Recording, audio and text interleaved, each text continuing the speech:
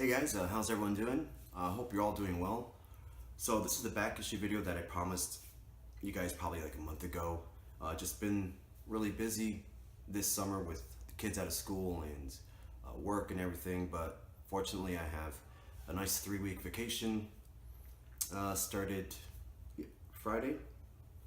So these books are basically blind bag comic books from the thrift shop, some 50 cents, and also some half price variants. So we're going to turn the camera around and let's look at these books up close and just enjoy them for what they are. Great stories too, guys. Fantastic stories that I came across. I'm really excited to talk about.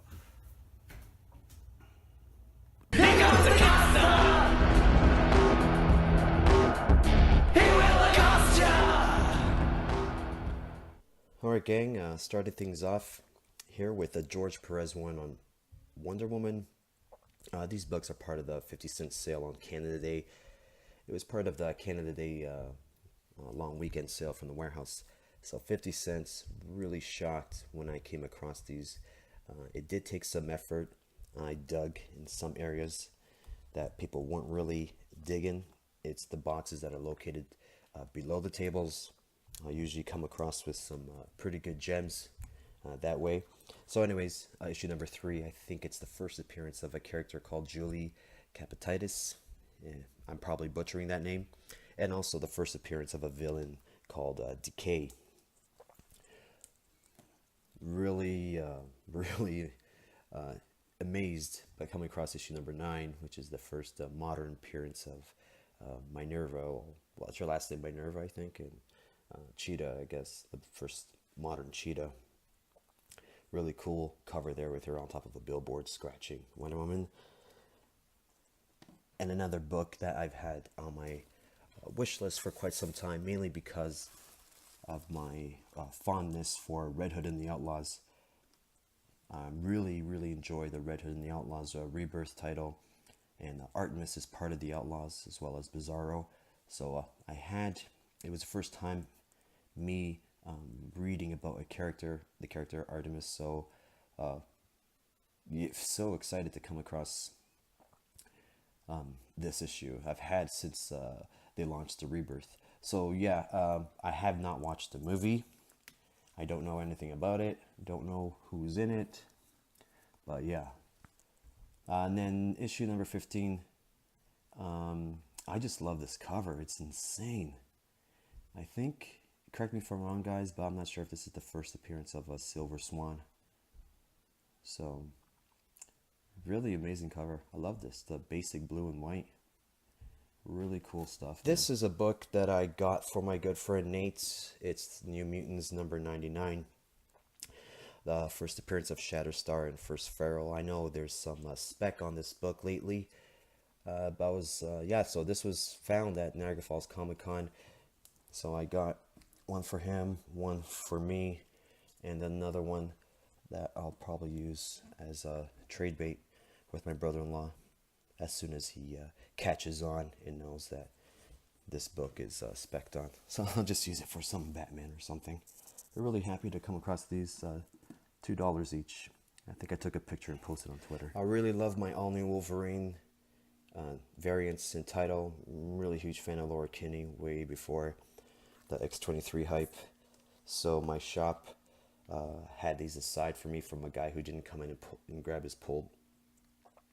So I was really happy to come across this David Lopez. I'm not sure what the ratio of the variant is. I think it's a 1 in 25, but the UPC label indicates that it's a cover C. So I got the David Lopez, and I also got another variant issue for number 3, which is this one is done by Mike Choi. This one indicates that it's a 1 in 25, but I think they're both 1 in 25s. So yeah, I have a really big collection of her variant covers, which I really enjoy collecting. Justice League issue number 13, the Alex Garner variant. There, I should have showed this with my Wonder Woman books. This is just Cheetah and Wonder Woman going at it. Really great. I love Alex Garner. And cool variants that, if I come across a variant in a dollar bin, I'm going to pick it up. This is Captain Marvel issue number 4. It's Dotson's cover. I think this is part of the Secret Invasion connecting variant covers. So That was a really fun find to come across. And I'm closing in on my Zatanna. This is issue number 13. Some gorgeous Adam Hughes stuff right here. So this was a really fun find for me for part of the 50-cent sale. This is the Nom issues number 68 and issues number 69, part 2 of 3. I think I did a video last year showing part 1 that had to do with Frank Castle's origins in Vietnam. But I needed these 2 books to read the arc, and I found it really interesting because if you guys recall Daredevil Season 2, the courtroom scene when the soldier is testifying, recalling a story about the Punisher, well, it's pretty much word for word in here, and I just found it really interesting.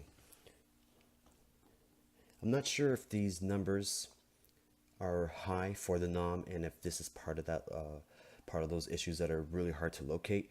I don't know what issue number this series ended. This is part of the blind bag haul. This is Deathstroke the Terminator in issue number 1, and the blind bag. This blind bag only had 2 books.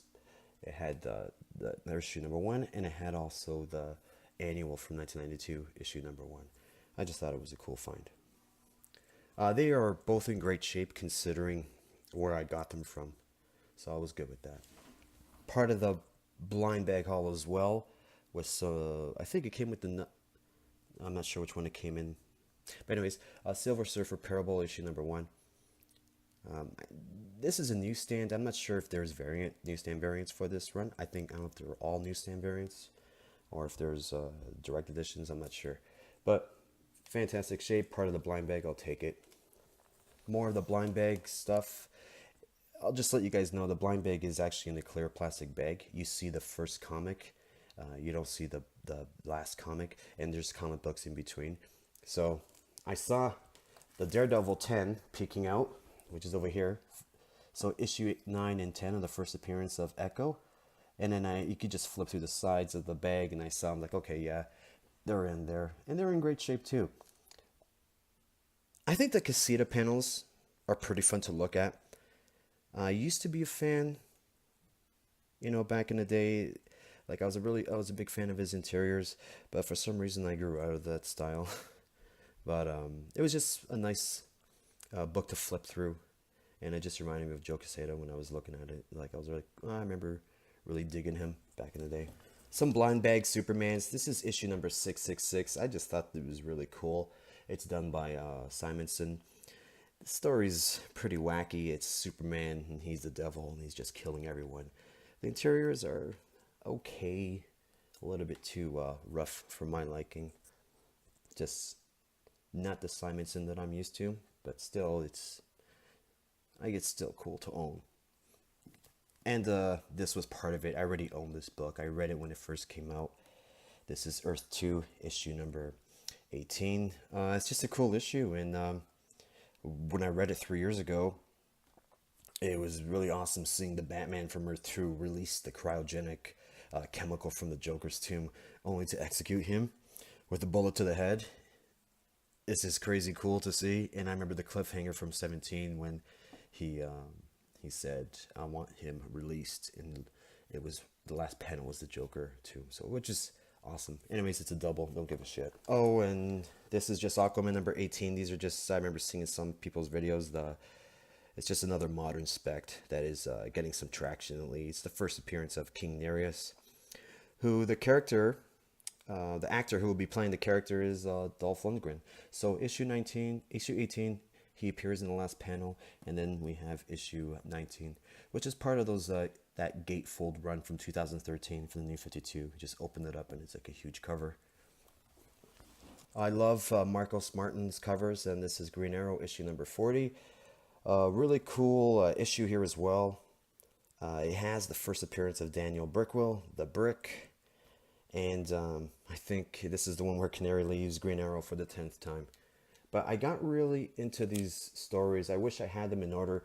This is part of the blind bag had 40, and they had 42, which is an awesome story that featured Mia Dearden, the second Speedy.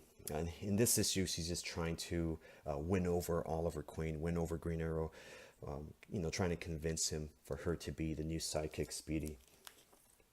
and then it skips to issue 44. I was getting really involved in these stories. They were really good. Very fascinated with the character Mia. So this is the HIV positive issue. This is the one that we find like she contracts the HIV virus. A very emotional dialogue between Green Arrow, Maya, and Connor Hawke as well. We get to see more of her history. Well, at least for me, I don't know too much about the characters, so very, very dark history. Had to do with abandonment, sexual assault, drug abuse. Just very fascinated. I'm gonna look for these more. Just enjoy reading them. And apparently they go for above cover price too. So, and this is all blind bag stuff. Green Arrow just an annual number 7, which is an origin. No big deal here, guys. Part of the blind bag run. This is Thunderbolts number 21. It's the when Hawkeye leads the Thunderbolts, joins in and leads the Thunderbolts. I only got it because this was the year where I started my pull list in 1998. So I remember seeing this cover, this comic book on the shelves. It was one of those that I was kind of like interested in picking up, but didn't have that many funds to have a huge pull list. At the time, I only had like 2 or 3 books. The Spider-Man towards the tail end. I was finishing my Spectacular, and I was reading Punisher as well. I don't know, that's just an issue that's part of the blind bag. Moon Knight, number 29. I love the Del Auto covers, and I also love the Zapata brothers as well. Issue 29, I think their first appearance is like 2 issues back. I think it's issue 27, I'm not sure.